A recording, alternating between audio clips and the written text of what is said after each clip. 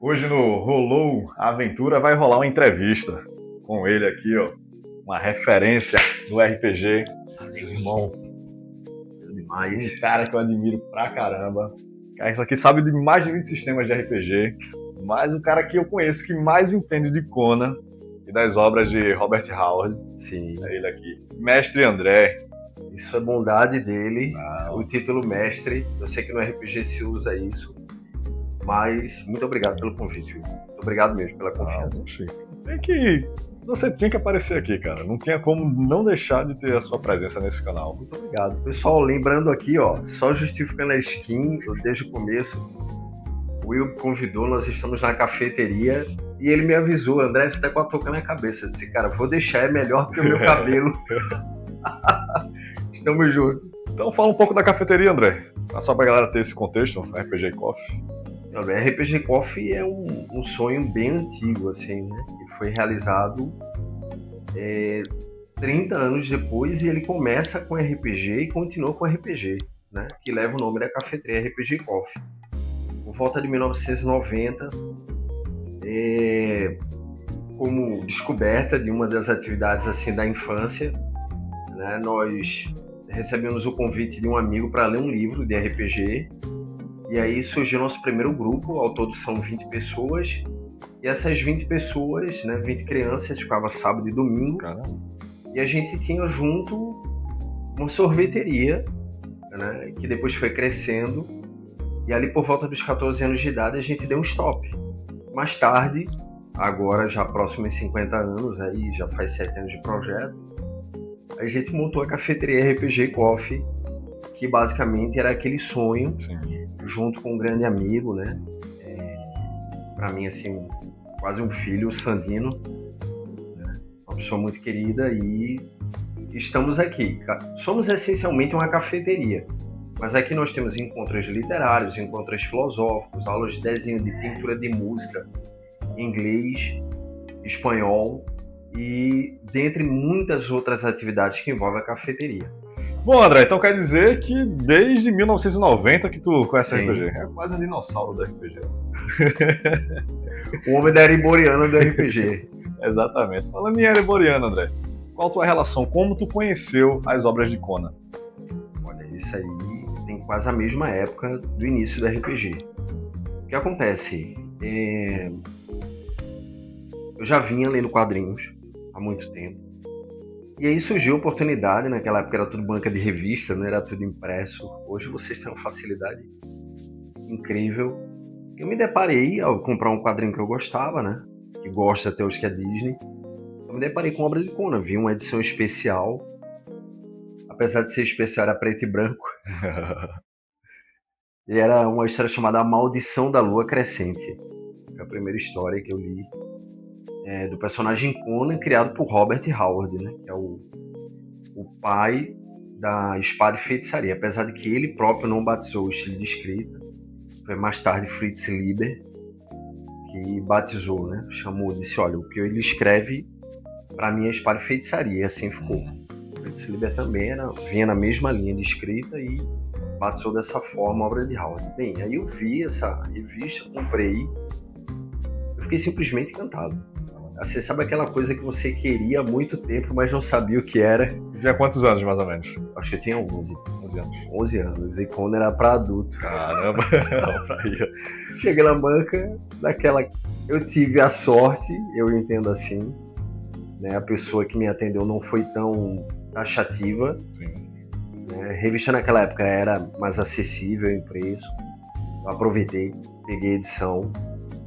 E principalmente o estilo de desenho, o tipo de narração da história, o mundo como um todo e a proposta do personagem me atraiu muito.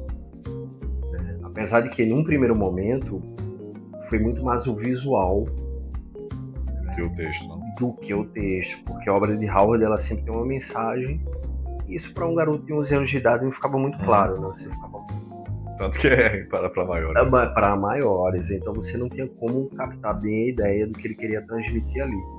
Mas a ideia do personagem, principalmente o estilo de desenho, assim, a arte, né? Que a gente tem uma arte do Alfredo Alcala, por exemplo, eu ficava encantadíssimo, estou encantado até hoje, né? Continua a mesma paixão pela literatura, pela obra, pelas equipes que formaram, né? O histórico da Espada Selvagem de Conan, especialmente, que foi a publicação na Marvel. E aquele ali abriu um mundo na minha frente. E o estilo de narrativa dele também. Foi esse o primeiro contato. Sim. No Brasil, naquela época, a gente não tinha muito acesso à integralidade das histórias, nem tampouco das obras do autor. Então, era Conan, não se sabia muito bem quem era o escritor ou o criador dele. Com o tempo, a Editora Abril foi fazendo esse trabalho, trazendo quem eram os autores, enfim, quem eram os desenhistas, quem eram os escritores que deram continuidade após o falecimento do Howard, né? E aí foi se abrindo um outro leque, mais recentemente, que quais seriam as outras obras do Robert Howard. Então, ele foi um escritor assim, muito criativo, uma capacidade de imaginação e de proposta também dos personagens muito interessante. E ele focou certamente no público adulto, porque as temáticas e os debates, as discussões dos personagens são todas uma reflexão para quem já é maduro, Sim. quem tem algum pensamento a respeito de como as engrenagens da vida funcionam. Mas esse foi o primeiro contato, foi através de banca de revista mesmo. Eu fiquei encantado e sou até hoje. Assim, as influências de Robert na tua vida, tu acha que destaca o quê? Tem muitas. Cita as três principais assim que tu... Os três principais. Primeiro, Robert Howard ele procura colocar muito de si no sentido de entrega pessoal nas obras. Ele não cria um produto. O produto é ele. Entendi. O pessoal costuma dizer aqui na cafeteria, assim, André, a cafeteria é muito autoral. E você vai oferecer aquilo que você é e aquilo que você tem, no mínimo. E tem até uma pergunta interessante que um jornalista fez à época, isso por volta da década de 20, 30. Robert Howard, de onde surgiu o Conan? Como você criou o Conan? Ele falou, olha, ele é a soma de todos os homens que eu conheci. É uma bela resposta. Sim. Porque ele não parou, vou criar um produto aqui, ele vai ser assim, ele vai agradar o público dessa forma, não. Totalmente espontâneo, natural e chocante para a época. Quando você vai pegando as cartas dele, você vai pegando o impacto que ele criou na literatura pulp, especialmente numa edição lá chamada What Tales, e as críticas da época, as críticas vinham na proporção do sucesso. Porque para uma sociedade de 1920, você imagina, ele é do interior do Texas. Então as pessoas têm uma vida mais pacata, mais pragmática, enfim. E ele traz esse mundo, essa imaginação e essa proposta. Então, o primeiro impacto dele, para mim, foi isso. Entregue ao mundo aquilo que você é. Então ele é muito original. Tem uma história que eu acho que não vai chocar o público. Por exemplo, quando ele escrevia contos eróticos, ele ia até um local propício para isso. Propício para isso. Enfim, se ele queria se sentir, por exemplo, um personagem mexicano, ele se vestia como mexicano. Ele andava pela cidade para sentir o impacto disso, para poder transmitir esse impacto para a obra dele. Da mesma forma, você tem várias fotos dele que estão disponíveis na internet. Se ele queria simular um pirata, ele se vestia de pirata. Ele boxeador, ele saia dialogando sozinho, com luvas de boxe na rua. Ele vivia o personagem para ter aquelas experiências. Ele era aquilo. Muito bom. Ele era aquilo. Então a obra dele tem essa marca assim de realidade que até foi elogiada pelo Lovecraft. Eu entendo assim, porque é parte dele, ou grande parte dele ali. Então, segunda influência que Robert Howard traz, procure, né, ter realidade na sua escrita. Realismo. Né? Criar personagens realistas. Por quê? É claro que isso depende do estilo apreciado pelo público, mas para a obra dele, em determinados personagens, especialmente o personagem Conan, ele quer que você se sinta lá. Então, medo da morte, né, os terrores e outras coisas mais, são itens assim importantíssimos para você ter esse nível de realidade. Então, não diferente disso, ele traz essa linguagem muito próxima do que você sentiria se você estivesse na cena. Então o nível de realismo, o nível de realidade que ele traz na escrita dele é muito interessante. Também foi elogiado por Lovecraft, que disse, olha, no passado, né, você deve ter sido um general. Você escreve as batalhas com muito realismo, como se você estivesse lá, né, as cenas de luta. Você deve ter sido um general, um comandante. Há uma carta que eles trocavam, eram muito amigos, trocavam cartas entre si para concordância, elogio, discordância, ter uma discordância. O Lovecraft tinha uma corrente de pensamento a respeito da vida e o Robert Howard era ao contrário disso. Então, os dois, apesar dessa divergência, isso também nos ensina uma lição muito importante, que é a terceira coisa que se vê lá e eu trago para minha vida. Não é porque você discorda do pensamento de alguém que você não pode conviver. Você pode conviver. Lovecraft, todo mundo já tem muito material a respeito dele. Já se sabe o que ele pensava. Sim. Robert Howard criticando ele dizia, como é que você pode pensar isso? O ser humano nasceu livre, ele deve permanecer livre. Enfim, eram dois pensadores que tinham seu fundamento. Fica a mensagem, né? Para quem não sabe, pesquise. Beba um pouco do conhecimento aí. Vai lá que você vai encontrar, vai entender o que a gente tá falando aqui. Vai se surpreender. Eles eram antagônicos em pensamento, mas muito amigos de forma que o Lovecraft soube. Lovecraft não era um cara de sentimentos positivos ou de se afeiçoar facilmente. Quando soube da morte de Robert Howard, ele ficou chocado. Ele ficou chocado, escreveu o pai do Robert Howard, né, o Isaac Howard, lamentando muito, né, a morte do Robert Howard, e ele ficou realmente sentido.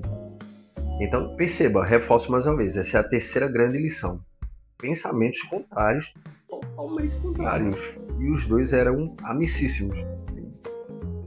Sensacional. São 3 grandes lições que eu trago do Robert Howard para mim, assim, sem sombra de dúvida. Né? Mas ele tem uma gênese de pensamento, e essa é bem interessante. Assim, a gente vai desenvolver aqui o conceito. Bom, vou trazer uma dinâmica aqui. Estou com 2 envelopes, André. Um amarelo e um laranja. No final, eu vou pedir para tu abrir o que tu escolher e ver o que é que vai acontecer. Beleza? Tu vai querer escolher qual? Laranja.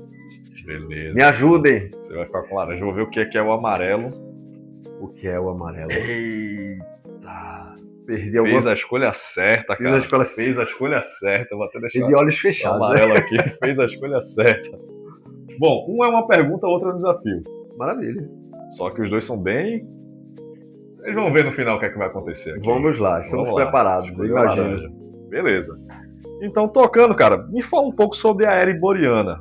Porque dentro dos cenários ali do Robert, isso aí foi o que mais chamou a atenção das pessoas, o que mais, eu acho, traz um pouco para o cenário de RPG, um RPG de Conan, não é isso? Sim. Então, explica um pouco para a galera, da tua visão, o que é a era iboriana, como isso pode ser retratado dentro de um RPG. Boa pergunta, excelente pergunta, e isso é bem extenso, mas eu vou tentar, dentro de um tempo aqui, resumir. Bem, a era iboriana, ela seria uma proposta de uma era de pré-civilização. O ser humano, está saindo de uma quase barbárie completa, ele não sabe o sentido da vida, ele está formando o que seriam as bases do que seria conviver. Aí é que você vai entender o DNA de Robert Howard, ou seja, você sai de um estado antes da civilização, e ele é a transição, a era iboriana é a transição para a civilização. Sim. Então muita coisa acontece. Como toda fase de mudança no mundo, o momento da mudança é um caos. Sim. Então nós estamos falando de uma era de caos. Você precisa entender esses dois conceitos. Aqui, para bom entendedor, você já compreendeu o que era iboriana, é um momento de transição, é complexo. Bem, de lá, aí vem o cronista iboriano e ele fala assim, de lá veio Conan. Bem, a era iboriana de Conan é o seguinte, Conan, ele é do norte, ou seja, de uma terra, polo norte, geladíssima, que no poema de Howard ele resume muito bem no título o que é a Ciméria. A Ciméria é a terra das trevas e da noite eterna. Caramba, um bom lugar para se morar, né? É uma O delícia. país onde o sol não chega muito bem, se é possível haver um país assim, é uma depressão Sim. em sua geografia. As pessoas vivem num estado bruto de realidade, os homens pré-históricos brutos formando suas primeiras comunidades, vamos dizer assim, núcleos familiares. Eles têm uma memória, vamos dizer assim, mítica e mística de como eles foram forjados ou criados, que isso remete a uma era anterior, que é a era turiana. Tem a era iboriana, é posterior à turiana. A turiana é do rei Cal, que é o Atlante, que é da Valúzia, que é o principal reino da era turiana. Os Atlantes são de uma ilha. Aí entram os mitos de Lovecraft, que os antigos teriam acordado, teriam destruído aquela era, o mundo entrou no cataclisma, os homens viram alguma coisa, perderam a memória. Os sobreviventes são os turianos, eles vão ao leste, né, onde ficaria hoje os países eslavos, China, e foram se espalhando pelo mundo. E os descendentes dos Atlantes, eles não sabem disso, são os Cimérios. Eles não sabem disso. E as principais tecnologias, uma das principais tecnologias é o aço, que hoje é uma tecnologia avançadíssima, mas eles já sabem fazer isso há 22 mil anos atrás. Realmente, forja aço 22 mil anos atrás é uma coisa quase divina. Então eles têm essa visão, né, do mundo. Muito bem, então a era iboriana, ela parte, né, alguns milhares de anos após o cataclismo atlântico. E aí os primeiros reinos do mundo vão se formando. Sendo que os primeiros reinos do mundo mantêm alguma tradição do passado. Do passado recente, perdão. E esse passado recente é habitado por raças dos quais poucos sobreviveram. Então você tem muito ao norte, você tem Vanheim, Asgard, Aesgard, não é Asgard. Aesgard, as pessoas com cabelos loiros, cabelos ruivos, muito ao norte, fazem fronteira com a Ciméria. Você tem os Pictos, eles têm uma composição mais tribal, mais indígena, né, mais ao oeste. E você tem os reinos se formando mais ao sul, mais ao Oriente Médio, ao extremo leste, é um mistério. Então, cada povo com sua característica em formação. Sim. Eles exploram as riquezas naturais do mundo. O mundo é o nosso mundo, diga-se de passagem. É o planeta Terra, como se fosse aqui as civilizações, só que muito pré-civilização. Pré-civilização. O Howard, ele coloca um tempo que é de virada, ou seja, está sendo da pré-história. Pré-civilização, quase civilização. No final, na morte do Conan, que é 70 anos após esse período todo, aí você tem as bases da civilização para começar uma história. O Robert Howard, ele meio que refez a história da humanidade. E aí ele brinda essa obra dele com um personagem chamado Bran Mak Morn, que é o rei dos Pictos, ou seja, esses povos originais, né, pré-históricos, indígenas, os Pictos. Eles podiam varrer o mundo, destruir a civilização, todos os povos, mas eles não varriam o mundo e não conquistavam o mundo. Por quê? Porque eles não eram unidos. Tem uma mensagem nisso. Sim. Ele vai deixando mensagens em cada reino, mas quando chega ali próximo da era dos romanos, eles se unem. Olha quanto tempo passou, né? Sim. Eles se unem só quando os romanos chegam. É uma história muito interessante que eu deixo para vocês, que une o horror cósmico e espada e feitiçaria, já como um embrião muito mais de horror cósmico, que é Vermes da Terra. História Fica aí, ó. maravilhosa. Recomendação para vocês. Vermes da Terra. Você quer entender o horror cósmico com espada e feitiçaria? É isso. E outra também, a Torre do Elefante, que é um clássico que vira e mexe em republicação. Muito bem, então a era iboriana é a base da civilização. E aí Robert Howard pergunta nessa virada, e aí está o DNA da obra de Robert Howard para a era iboriana, que é: qual é o estado natural da civilização? A barbárie ou a civilização? Qual é o estado natural do ser humano? A barbárie ou a civilização? Caramba. Ele lança essa pergunta. Aí você vai entender o que é Conan. você quer jogar direitinho lá o RPG, qualquer que seja, porque há vários RPGs e tem os RPGs aprovados pela Fundação Howard. Perdão. Mas o ponto é, você tem que mostrar, né, o Robert Howard ele mostra, melhor dizendo, através do personagem Conan, esse choque entre a barbárie e a civilização. Por exemplo, Conan é um homem totalmente livre. É possível ter hoje um homem totalmente livre? Livre. Se eu falo livre até no nível dos sentimentos. Tem uma história dele que é muito interessante e ele consegue manter essa liberdade até o fim da vida, que é mais difícil. Ele já rei poderoso do maior reino da Ereboriana, que é a Aquilônia, equivaleria hoje a um reino franco-germânico. E aí ele, numa noite qualquer, ele se levanta na madrugada, pega vinho, pega as armas dele, vai ao estábulo, vai montar um cavalo, simplesmente para ir embora. Isso ele já velho. Já lá dos seus 70 anos. Mas ele é um leão velho. É um Sim, leão. sim. Velho, mas é um leão. Sim. Então o que acontece? Quando ele olha na escuridão, alguém puxando um longo tecido, é a esposa atrás dele. Você vai? Ele, sim, vou. Ela olha para ele, conhecendo ele, pergunta a ele, prometa que vai me amar. Ele, não posso prometer. Caramba. Será que ele tá junto com ela? Uhum. Então ele é livre disso. Não é porque ele cria um pensamento contra o sentimento. É o estado natural dele. Ele é totalmente livre. Então, eu diria que uma pessoa como essa é raríssima, se é que existe, não? Não conviveria hoje, né? Não, O mundo hoje molda pra ter outra... Nada pode detê-lo. Ele é uma força da natureza. Ele nasceu livre, ele morre livre, né? E ele não se detém. A esposa pergunta, por que você vai embora? Ele, a civilização está me matando. Mais uma crítica, né? A civilização está me matando.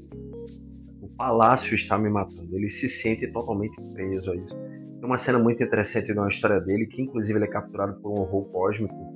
E ele vai libertar o povo dele. Ele sabe que sozinho, como homem, ele não pode vencer. Não façam isso.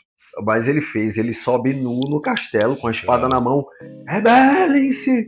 E aí todo o reino dele, todos que vêm àquela cena, começam a lutar. Né? Ele tem essa liderança. Enfim, e o que Robert Howard quer mostrar com isso? Ele é livre desses padrões. É uma obra revolucionária, sim, sem sombra de dúvida. Mas o que ele quer mostrar, na verdade, não é um comportamento anarquista nesse sentido, nem no sentido clássico.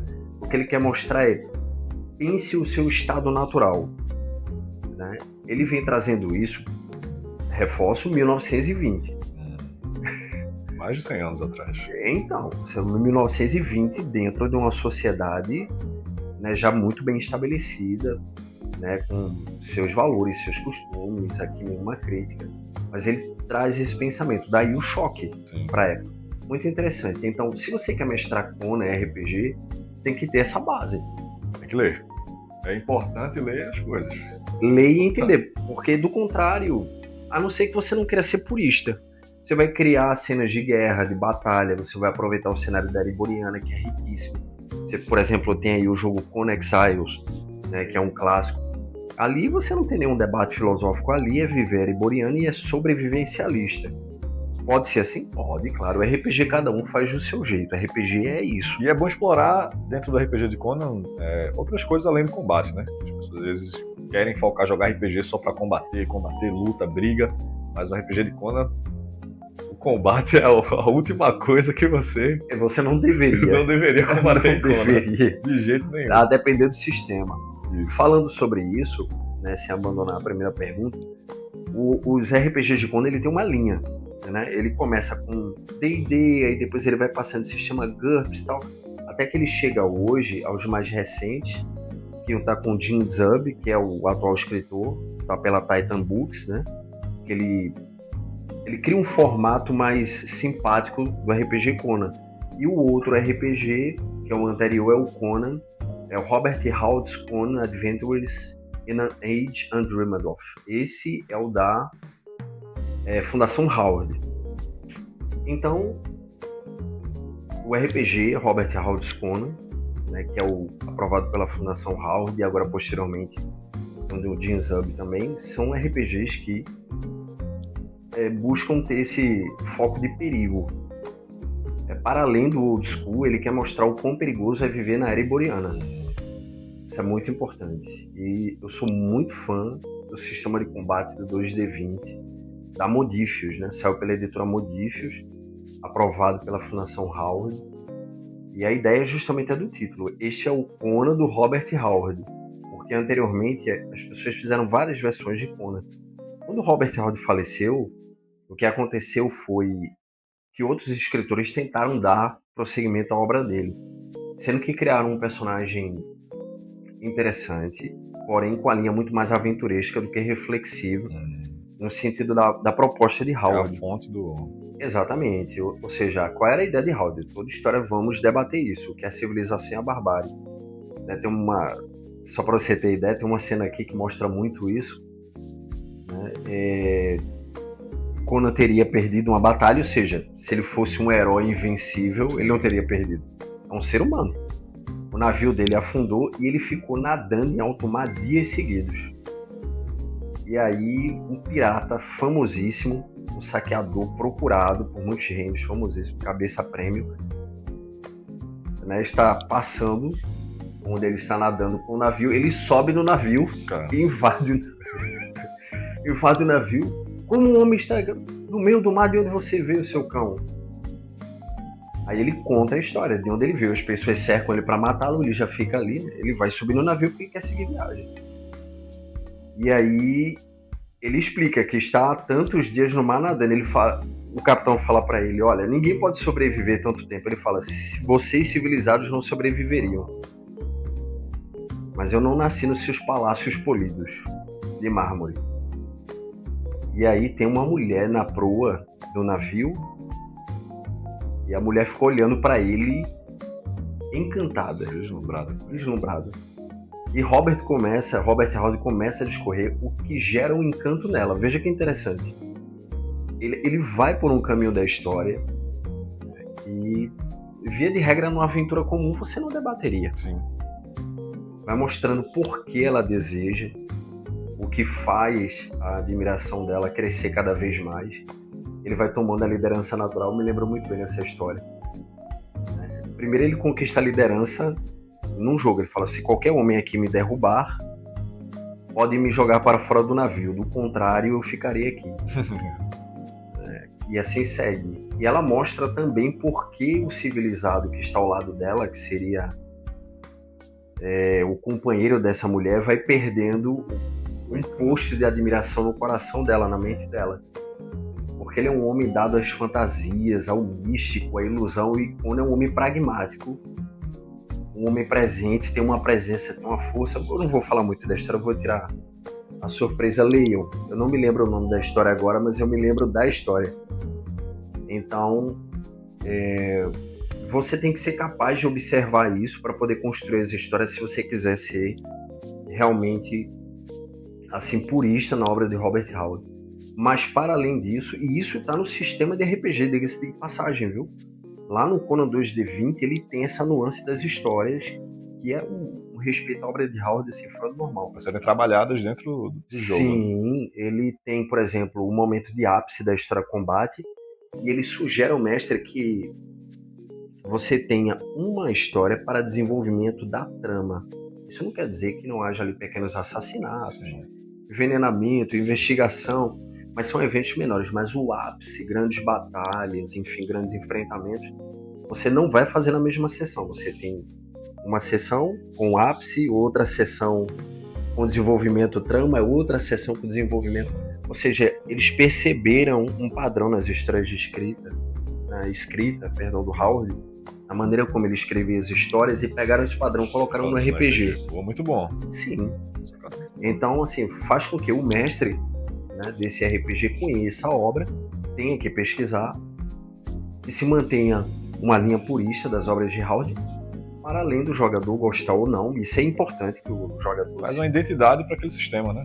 Isso, exatamente. Aí a pessoa pode se identificar ou não, é um direito dela, sem problema nenhum. Afinal de contas, RPG, cada pessoa joga do seu jeito. somos a favor disso também, sim. né? Mas para conhecer a obra de Howard seria isso. Então você teria que... Você não precisa ler tanto, mas você precisa Entender a entender ideia para poder a ideia central. acompanhar. Você pode criar suas próprias histórias, deve criar, deve desenvolver. Mas voltando à questão dos autores, eles desenvolveram um Conan muito mais aventuresco. E isso vai puxando uma linha muito de escrita super-herói. E Conan não é herói. Ele também não é anti-herói. Ele é apenas um homem. Mas um homem diferente e difícil de se imaginar no sentido de liberdade. Ele é totalmente livre. Para fechar essa parte, eu me lembrei agora de uma hora que ele encontra a Belit, a rainha da Costa Negra. E ela pergunta a respeito dele, de onde você veio? Eles já estão juntos. Eles se juntam assim de maneira muito visceral. Tem uma cena muito apaixonante. Depois que ele mata metade do navio dela. Aí começa a gostar dela. Aí ele tá num lugar onde ele vai morrer. Ele fala, venham. Aí ela manda parar. E ela se apaixona por ele ao vê-lo matar os homens dela. Caramba. Uma coisa... Só Robert Howard pra imaginar isso. E aí ela depois pergunta, de onde você vem? Quem são seus deuses? Você acredita nos deuses?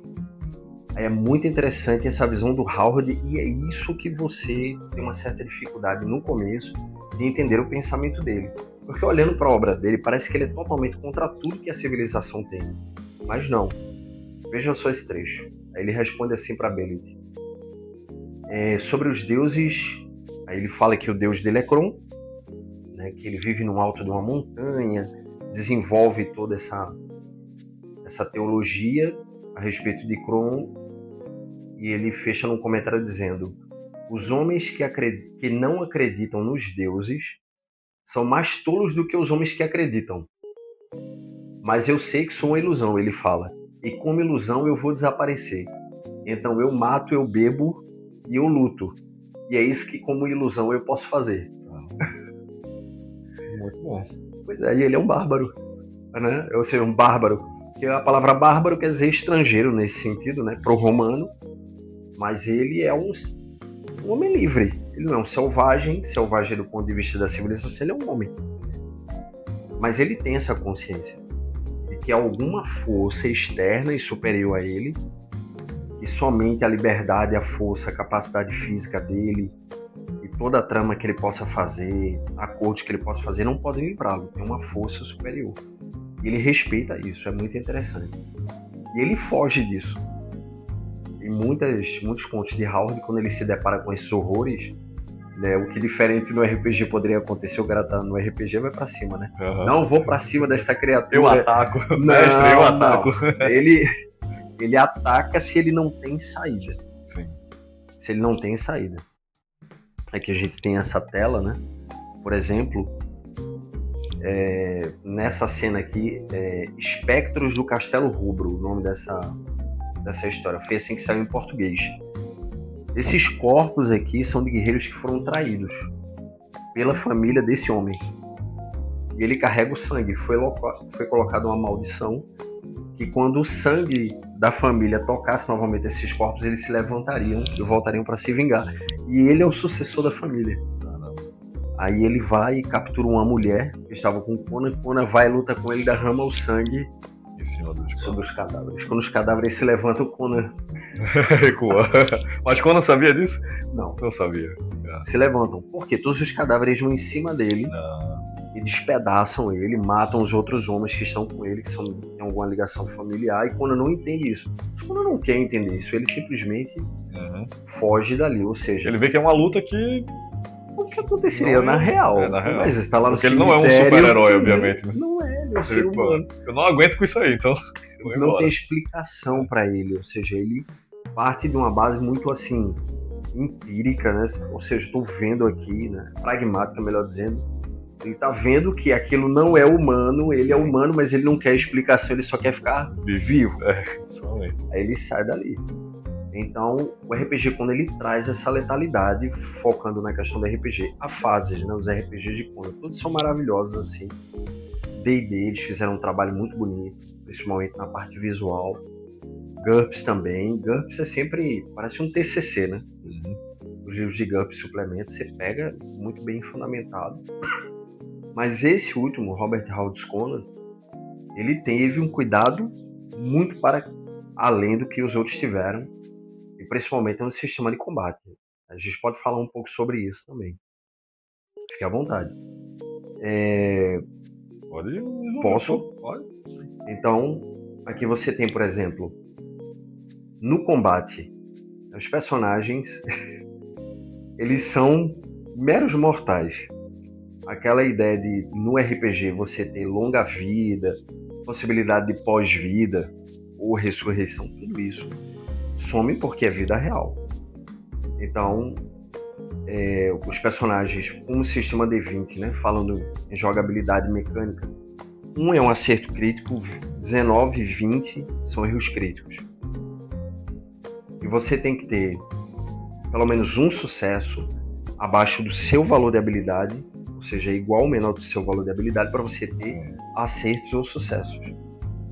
Mas aí você rola 2d20 no momento que você rola, e os valores eles podem se eliminar.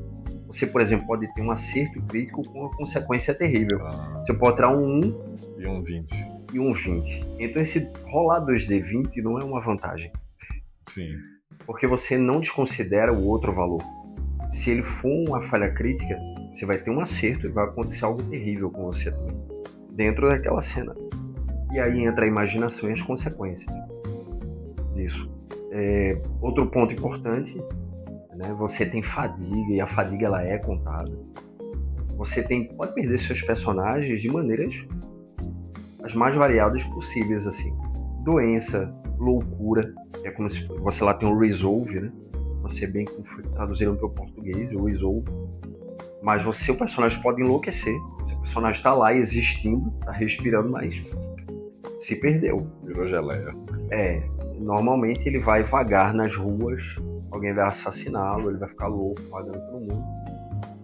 Né? Como seu personagem pode morrer num combate de uma maneira muito terrível. Como, por exemplo, você pode estar lá com o seu famoso pontos de vida, né, cheios.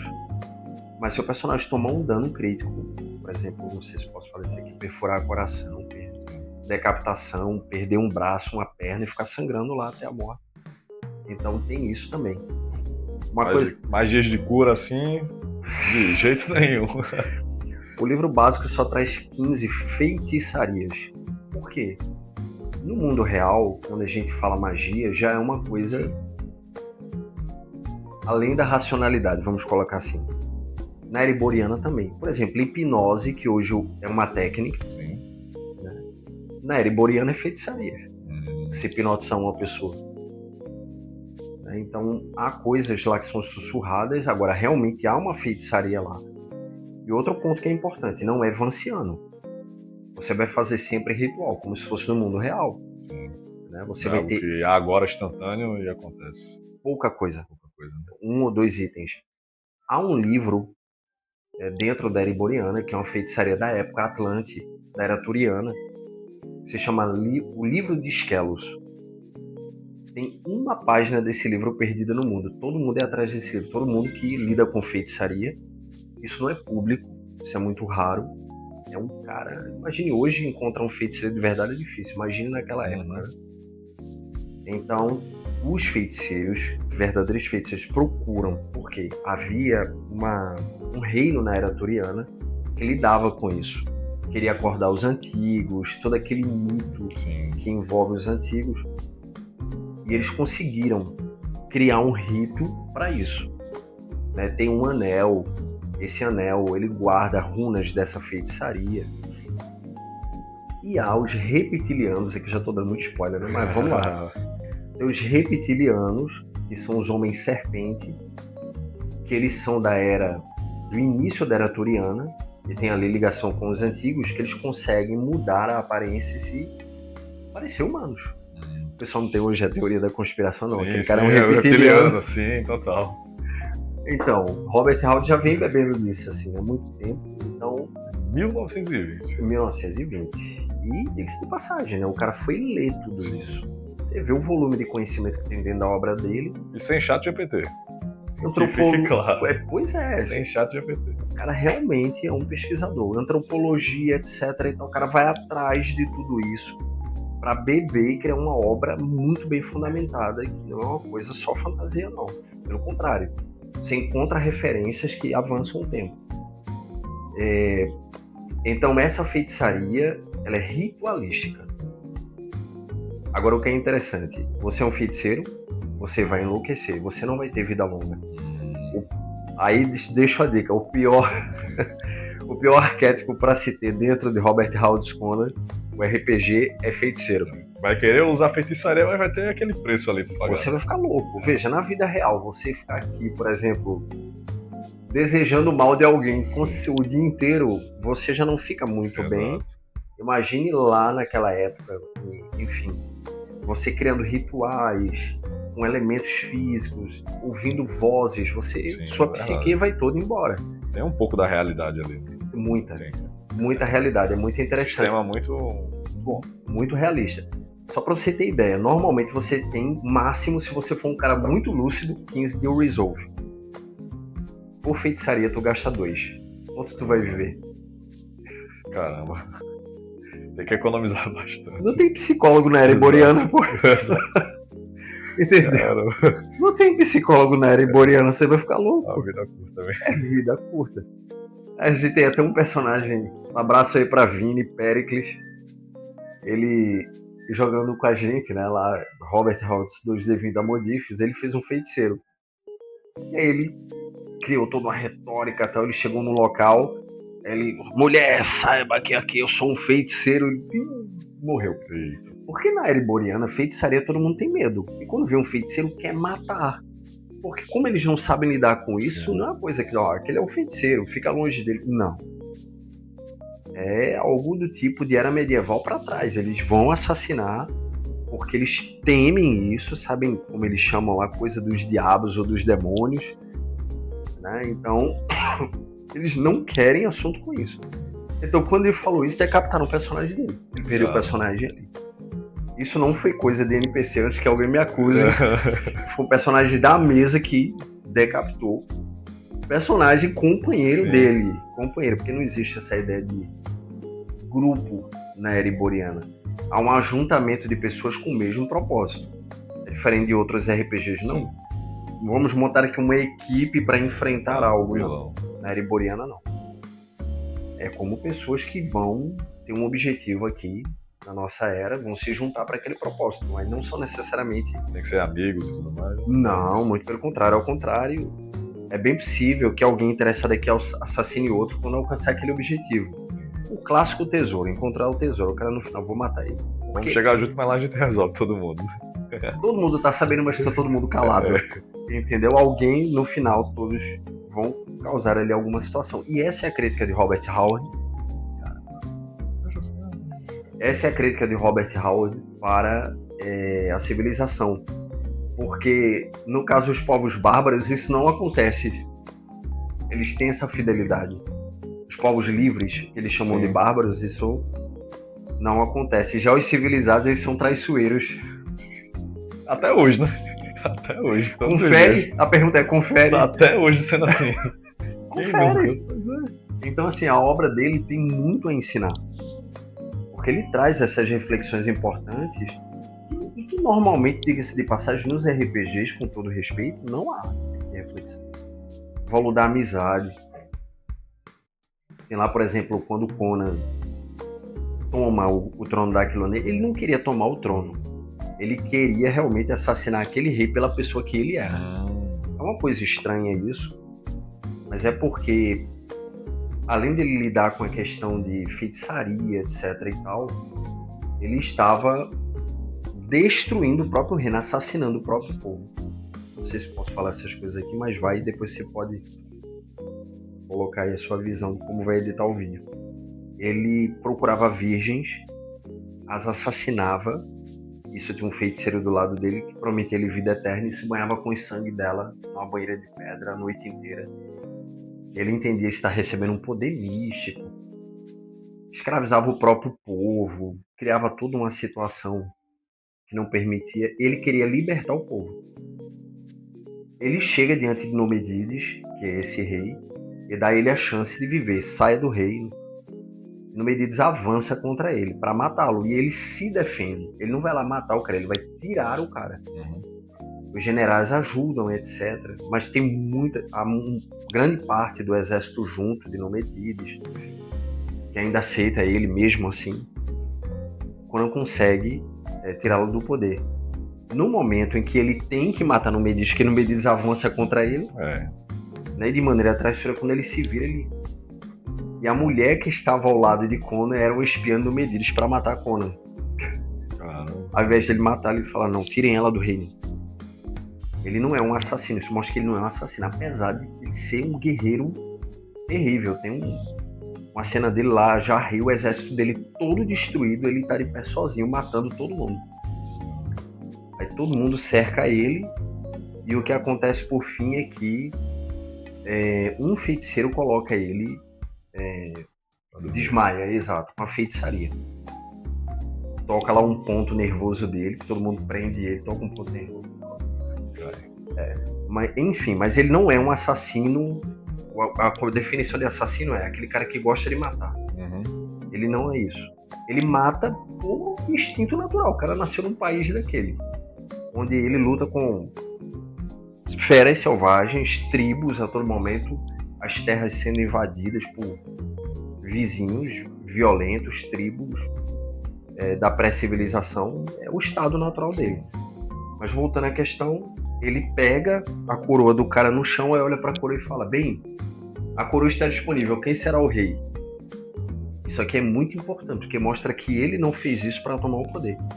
Sendo que ele, como homem livre, ele entende assim, o meu líder eu preciso respeitar. Aí ele olha para todos os homens, não vê nenhum, ele fez, bem, já que não há rei, ele vai ter que botar.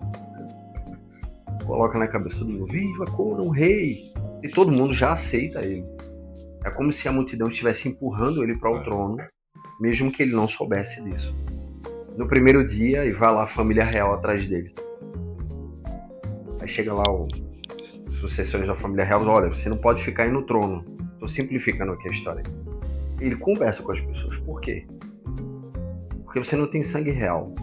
Ele fala, eu não tenho sangue real, mas eu lutei por isso. Ou seja, ele entende o valor da conquista. Lutei por isso. Desde os meus 15 anos, eu sangro no campo de batalha, que é quando ele sai do país dele e vai ao norte. E vocês, o que fizeram para merecer o trono? Pelo que eu sei, você, que era primo dele, do que faleceu, assassinou a irmã. E você envenenou, aí fala pro outro, e você envenenou o seu irmão num jantar. Nem nós, que vocês chamam de bárbaro, fazemos isso. Cara, mais uma com a nossa família. Pesado. Entendeu? Então o Howard quer mostrar os horrores da civilização. Pô, é muito... Entendeu? É inteligente. Pô. É uma escrita inteligente, entendeu? Ele vem trazer, seu personagem tem conteúdo. Então, para além daquela questão de você ter uma espada na mão e sair assassinando, não. Conan não é esse tipo de personagem. Sim, ele tem uma força física fora do comum. E Robert Howard faz das cenas de batalha em que Conan participa poema, verdadeiros poemas. E Robert Howard era um poeta, também era poeta também. É um perfil de jogador para esse RPG e até um perfil de leitor também, para entender isso daí, tem que respeitar todo esse processo. Seria interessante se a pessoa não buscar isso. Na narrativa, no que eu digo, no sentido de entender essa questão da civilização e da barbárie, é extremamente importante. Eu não posso simplesmente chegar e vou jogar para querer ser o mais forte. Não, tem que entender toda essa questão, talvez política, essa questão social também. A inserção tem que beber bastante referências. Não fica mais interessante? A pergunta é essa. Pois é. Fica mais interessante. Você jogar só por jogar é um sistema que talvez não vai permitir vida longa. Né? E talvez não funcione. Então, o interessante é o jogador ter a consciência que tá. É um perfil de RPG diferente dos demais, que você senta, faz a ficha aqui na hora, vamos lá, bater no monstro, no vilão e vencemos o jogo. Às vezes não é só isso. Sim. Você tem razão nisso. Você pode fazer sessões curtas, sim. Inclusive, foi interessante essa sua colocação, porque você só ganha XP a cada 8 horas de jogo. 8 horas de sessão jogada ou 8 De horas dentro do sessão, jogo? você ganha 100 XP. É bem pequeno.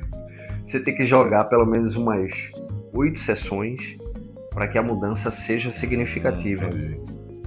Esse é um ponto assim muito interessante do RPG. Parece uma coisa sofrida e para quem é gamer talvez não vá atrair muito. Mas, cara, o combate é lindo. Deixa eu colocar essa aqui, essa minha admiração pelo combate. Não tem iniciativa, você pode começar.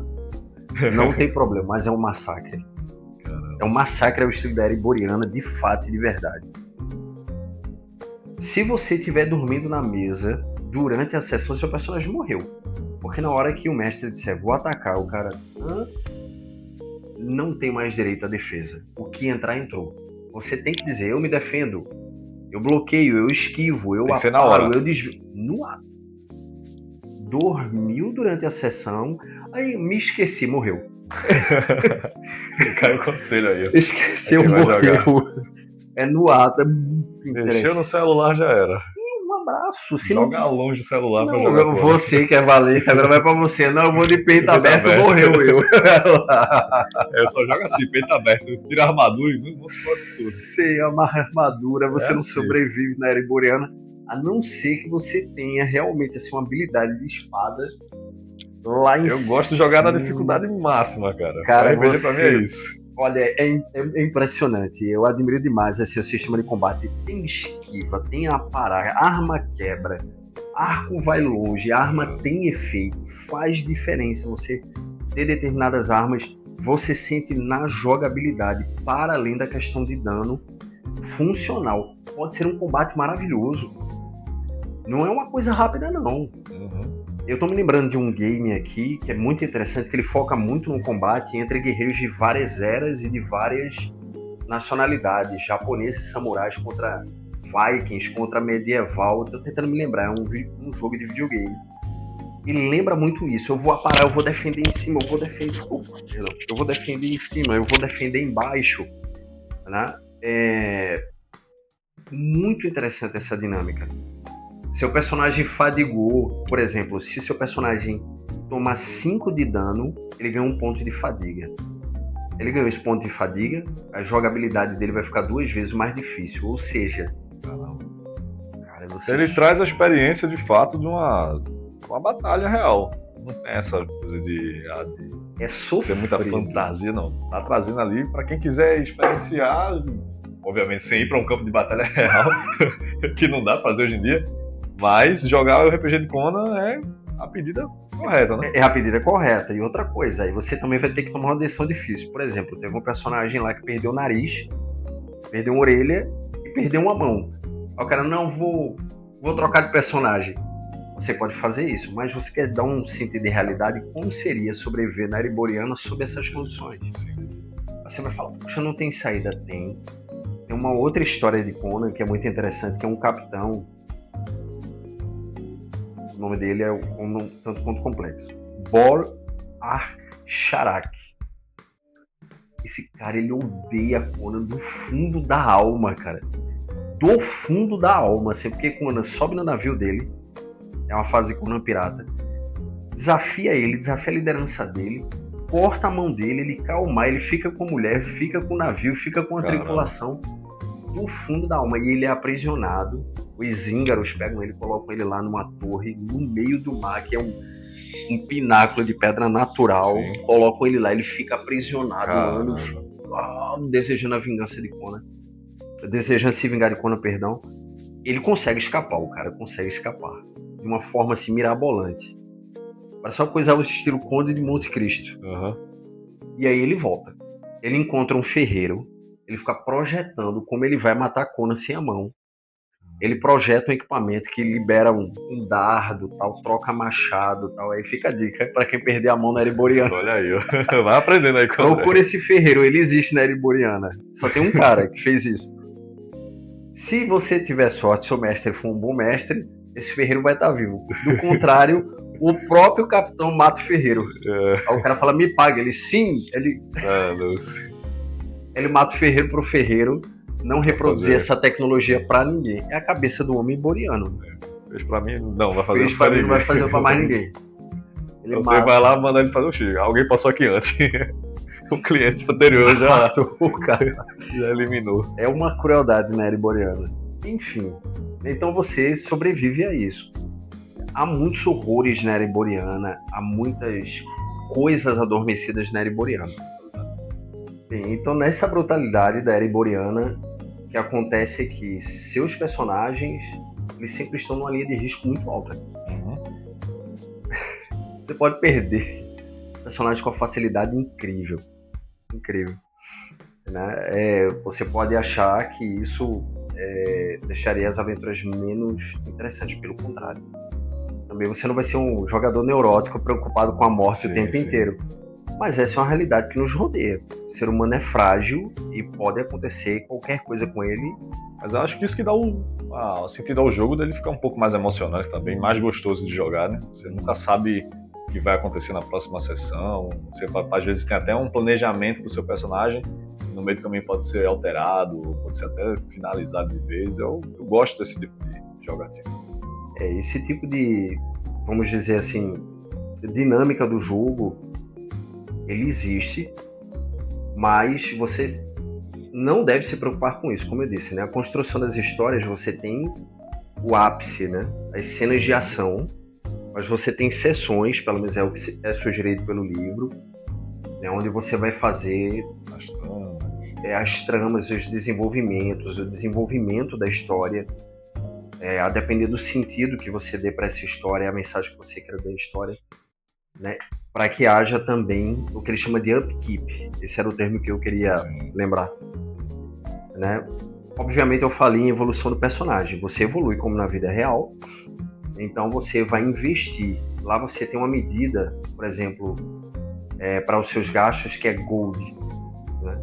Ou seja, você tem ouro, prata, etc. Mas isso não fica muito bem definido dentro do jogo. Ele joga como unidade monetária gold. Então as coisas são bem caras, por sinal, né? Às vezes um cavalo vale mais que uma pessoa. Caramba. É muito interessante, mas era o que era, entendeu? Enfim, a depender de quem esteja negociando lá e para que esteja negociando.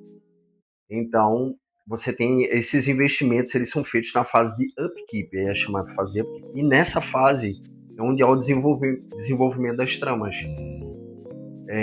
Isso não isenta a ação, repito, mas as batalhas em si, elas estão realmente no ápice. Né? Um outro ponto importante, os arquétipos. Você pode imaginar que não haja muitos arquétipos, pelo contrário, muitos arquétipos. Essa é a parte interessante aí, para quem for jogar. Muitos arquétipos. Por exemplo, o bárbaro, ele nem sempre vem da Ciméria. Sim. Ele é um homem livre, mas ele tem lá suas características. Montar um personagem no sistema 2D20 da Modiphius, isso aqui eu não estou recebendo nenhum centavo por isso, né? Diga-se de passagem, é maravilhoso. Se você se colocar a experiência de sair rolando, olha, a história é sensacional. Por exemplo, lá você escolhe pequenos itens, né, que são importantes para você. Por exemplo, quando foi que você assassinou o primeiro homem? Tem a história de assassinato. Você tá na era iboriana, lamentavelmente você teve que se defender. E aí você tomou alguma coisa dele como espólio de guerra. O que foi que você tomou? Você rola. A construção do personagem no final fica maravilhosa. As tabelas são ótimas. Os motivos. Você tem um tutor, como você aprendeu a lutar? Né? Você é um sábio, você é um arqueiro, você é alguém da metrópole, ou seja, um civilizado. Né? Não imagine porque é civilizado que você é frágil. Há civilizados muito bem preparados ali. Né? Você pertence a algum reino. De que país você veio, de qual reino você veio, de qual terra você veio, acho que seria melhor assim. Né? Se você vai escolher um personagem da feitiçaria, como se vai dar essa feitiçaria? Não é fácil. Lidar com o personagem feiticeiro é bem complexo. É uma experiência muito interessante, especialmente tentar sobreviver com esse personagem. Você tem um sábio, esse sábio é de qual tradição? Ele realmente é somente voltado à sabedoria? Ou ele é alguém voltado, por exemplo, à diplomacia? Você é alguém voltado à espionagem? você é um personagem que lida com furtividade, para colocar numa linguagem mais comum. Tem personagens de reinos específicos, terras específicas. Eles são de sociedades secretas assassinas. Não pense em ninja. Lá não tem um ninja, a figura do ninja, mas tem o assassino. Então você tem várias categorias. Caçadores, mercadores. Então todas essas categorias, todas elas, formam assim uma composição muito interessante para a Ereboriana e refletem a Ereboriana. Posso criar um personagem totalmente do zero fora desses arquétipos? Sim, não há nenhum problema. Mas lá dentro, inclusive nos suplementos, tem muito suplemento Conan. Tem para mais de 10 livros. Por exemplo, Conan Pirata. Isso não quer dizer que vai focar em Conan. Tem lá a ficha do Conan Pirata. Mas aí tem outros arquétipos voltados somente a personagens para o mar. Conan Mercenário. Aí a fase de Conan tem lá a ficha do Conan Mercenário. E há várias categorias de mercenário dentro. Aí ele expande mais 10, 15 arquétipos. No início você deve ter ali uns 8, 10 arquétipos. É que eu estou indo de cabeça. No primeiro livro. Posteriormente você tem mais arquétipos e isso vai somando. Tem um livro de cultos inomináveis. Cultos inomináveis é um RPG. Sim. Mas o termo cultos inomináveis ele começa em Lovecraft e ele passa pela Ereboriana. Então todos os horrores da Ereboriana estão nesse livro. E aí tem um livro só de feitiçaria, onde tem o livro, a página do livro de Skelos. Esse é pesado. Porque ele desperta os antigos. Caramba. Tem coisas que acontecem lá que são terríveis, aí são irreversíveis. Tem lá mesmo uma feitiçaria que eu vou dar um spoiler. É pra RPG, né? Aprendam aí, aproveitem aí. Aproveitem. Quem chegou até agora no vídeo. Cara, tem uma feitiçaria que é de um culto. E ali como se hoje fosse Índia, Afeganistão, Índia, aquela região ali. O culto dos antigos, eles estão em personalidade humana, né, visivelmente humanos, que ele arranca seu coração apontando a mão, uma coisa assim muito... Eu sei que é pesado. Né, ele arranca membros do seu corpo, ele faz uma feitiçaria antiga lá. Esse personagem é finalizado uma narração com uma palavra. Muito boa, fica lindo, velho. E ele toma isso dos escritos de Howard, das histórias de Howard. Ele vai lá beber. E das histórias da espada selvagem de Conan, que tem essa cena. Que é Desmembrar. O nome da feitiçaria. Me lembrei agora. Desmembrar. Você vai...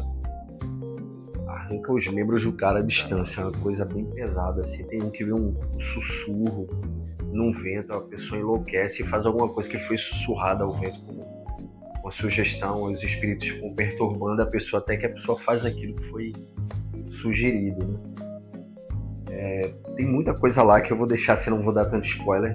E vai lá, dá uma olhadinha no livro, você vai gostar muito. Para o pessoal beber mais disso aí, tem as informações onde a gente pode encontrar essas coisas. Tem algum site, alguma coisa que possa recomendar para o pessoal? Sem sombra de dúvida. Se for das obras de Robert Howard, no Brasil, há várias editoras fazendo um trabalho belíssimo, e aqui eu não quero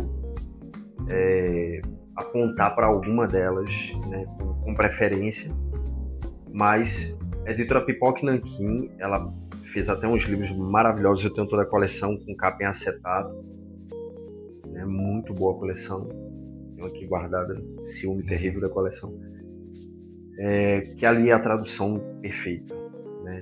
Tem lá o Alexandre Calari, né, que é um autêntico fã da espada de feitiçaria, né, e pelo que consta, se eu não me engano, vi um vídeo dele, ele mesmo traduziu isso, ou seja, ele não teria passado, eu não sei se todo o conteúdo de Howard para alguém, mas ele esteve envolvido na tradução, né? Tem a editora também Red Dragon, né, de um amigo, grande amigo, fãzaço de Robert Howard, que é o Alex Magnus, né? Isso para referência das obras de Howard. Então você tem a Pipoca Nanquim, e tem a Red Dragon também, do Alex Magnus. Anotem aí. Corram atrás, isso é acessível.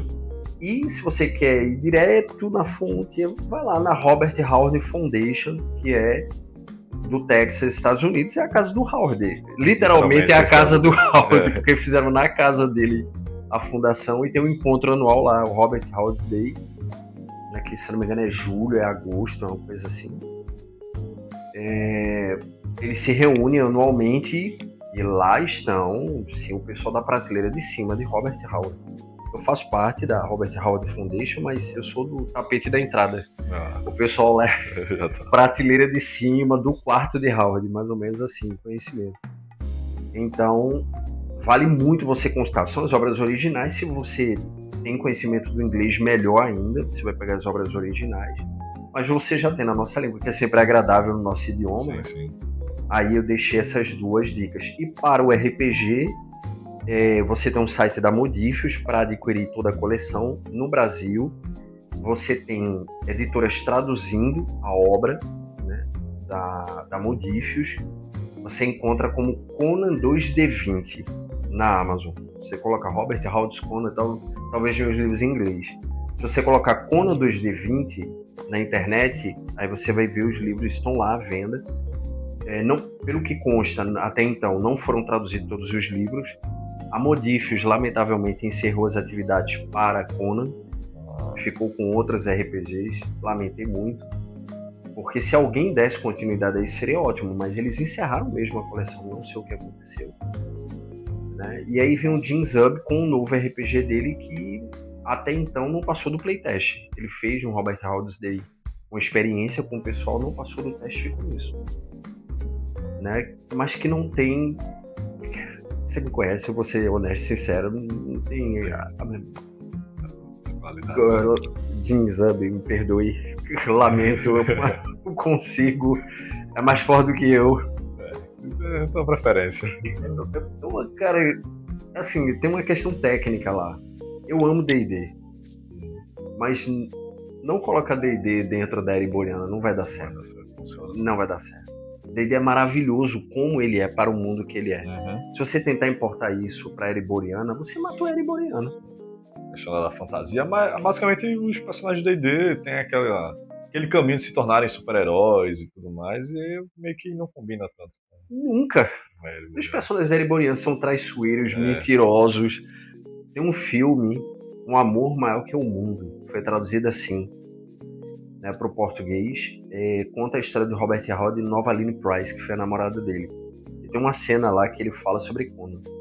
Ela era uma educadora e também começou a namorar com ele para aprender a escrever, ser uma escritora, né, famosa, porque ele ganhava muito bem. Ele ganhava $800 pelo que consta por mês. Se era para a época, 1920, era milionário, né? Para a cidade dele, não se gasta isso. Então o fato é que ele tinha essa dinâmica. Ela foi lá na cena, ela pergunta: me fale sobre seu personagem Conan.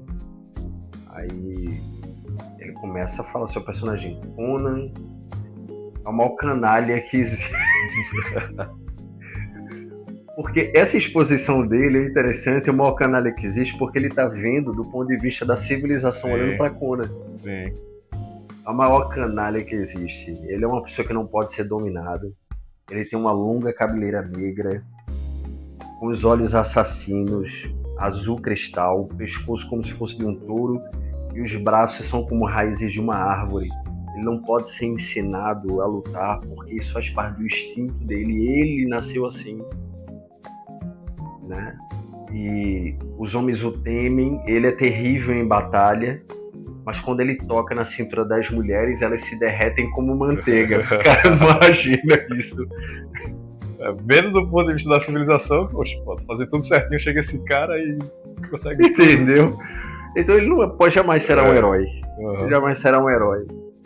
Até as pessoas me perguntam: André, o que você admira do personagem Conan? Eu falo: eu gosto da proposta filosófica de Robert Howard, eu admiro a obra como um todo. Mas eu jamais gostaria do Conan do meu lado, é um cara perigosíssimo. Deixa pra lá. Fica lá, cara, fica lá na Ciméria. Vou aproveitar isso e vamos abrir esse daqui, cara. Chegou a hora. Chega a hora certinho aqui agora. Eu rodei e cheguei. Então vamos lá, ver o que é que o Will preparou pra mim. Responda a pergunta do outro como um bárbaro. O outro envelope, então. Vamos lá. Responda a pergunta do outro envelope como um bárbaro. E aqui tá o outro envelope. Se você não tivesse puxado essa, você iria responder aqui tranquilamente. Mas você puxou a carta desafio E agora você vai ter que responder essa pergunta interpretando um personagem bárbaro, cara. Qual foi o NPC mais marcante que você já criou? Uau! Cara, haja memória, hein? Porque na verdade são, como você bem disse, comecei no RPG como uma atividade assim para ficar com amigos em 1991. Vamos pegar um NPC da Ereboriana, então. Certo? O NPC da Ereboriana mais marcante que eu já criei. Nossa, a lista é enorme. São anos, e décadas de RPG. Pegadinha terrível. Essa agora... O mais recente, talvez. Mais recente, talvez. Eu não sei o nível de crítica do canal que você sofre aqui. Mas você tem um personagem bem recente, bem interessante. Então, eu agora tu me pegou cheio. Tempo. Deixa eu colocar uma ampulheta aqui assim. Deixa eu me ver. Ok, interessante. Absorve ele agora. Eu tô selecionando aqui alguns.